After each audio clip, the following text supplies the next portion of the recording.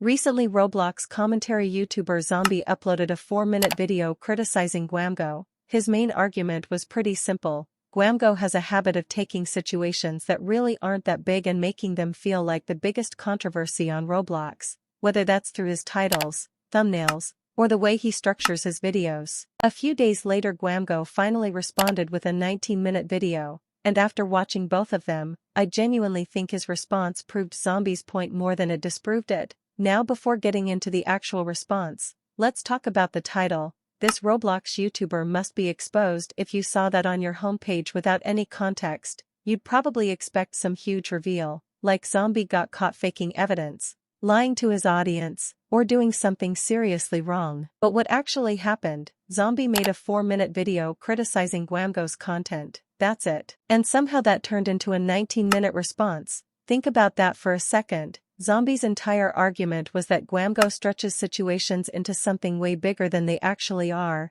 Then Gwamgo responds by taking a 4-minute criticism video and turning it into a 19-minute expose where he talks about hit pieces, defamation, jealousy, competition, and people trying to ruin his reputation. It's almost like watching someone accidentally prove the point they're trying to argue against. And the biggest issue I noticed throughout the response is that instead of actually focusing on Zombie's main criticism, a lot of the video turns into, well, Zombie does it too. Zombie asks people to subscribe. Zombie links his socials. Zombie has clickbait thumbnails. Zombie benefits from serious videos. Okay, and how does that prove Zombie's criticism wrong? If someone criticizes you for doing something, responding with "you do it too" doesn't automatically defend yourself. It just changes the subject. What's even more interesting is that Gwamgo criticizes Zombie for promoting himself during serious topics, even though Gwamgo does the exact same thing. He promotes his Discord, asks people to subscribe, and has even used phrases like "subscribe if you hate this" or "subscribe if you don't support this." So if that is a problem when Zombie does it,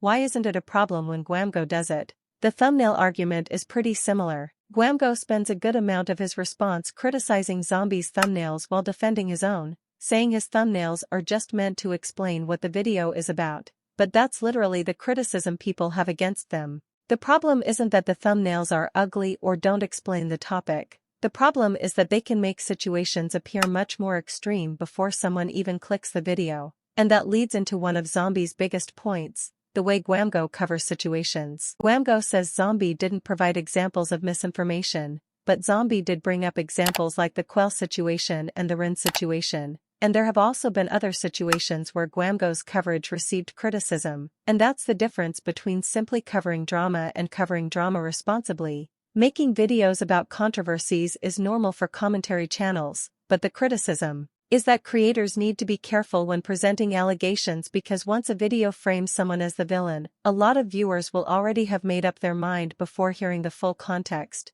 What's also interesting is that some of the criticism Gwamgo receives in his own comment section is basically the same thing Zombie was saying, that the issue isn't talking about drama, it's the way the drama is presented. And then after all of that, Gwamgo went into his Discord and started calling Zombie pathetic, insulting the way he dresses, saying he doesn't deserve his platform, and accusing him of attacking people with lies. Whether you agree with Zombie or not, that response does not exactly make Gwamgo look calm or willing to accept criticism, and that's probably the most interesting part of this entire situation. A big part of Gwamgo's response was criticizing Zombie for supposedly being unable to handle criticism, but the way he responded is exactly why some people agreed with Zombie in the first place. Instead of just explaining why Zombie's points were wrong, the response became a much bigger argument about Zombie himself, his character, his platform, and his intentions, and that's the main issue here. Because the original criticism was never that Gwamgo shouldn't cover drama or that he isn't allowed to defend himself.